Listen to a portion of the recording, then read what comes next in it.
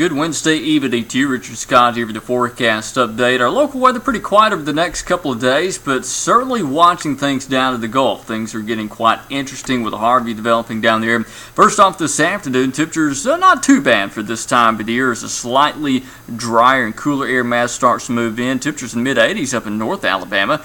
In fact, Haleyville and Coleman low to mid-80s this afternoon. Tuscaloosa touching 90. Birmingham did not quite make it up to 90 this afternoon.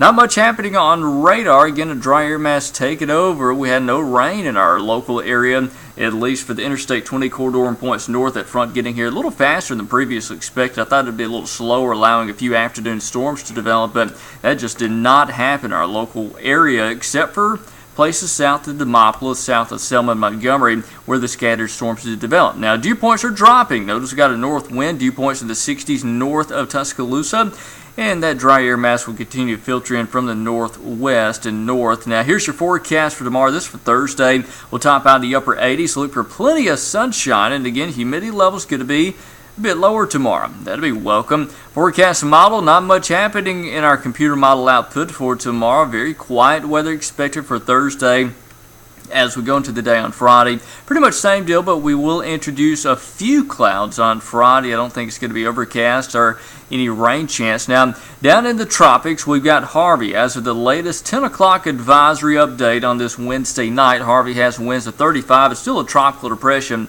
but this thing's likely to become a tropical storm at any time. There's a hurricane watch for the Texas Gulf Coast, and here's the track. Let's show you where this thing's going to go because it will track northwest into Texas as a hurricane sometime Friday night and early on Saturday. Then the storm just kind of stalls out near the Texas coast, and this thing's going to dump a lot of rain over Texas. We're talking about coastal areas from Corpus Christi up to the Houston area. Could see over 10 to 20 inches of rain out of this. Now, here locally, we're going to stay pretty quiet for Thursday and Friday. Again, we'll top out in the 80s, the lows of 9 to 60s. This will be a great Friday morning.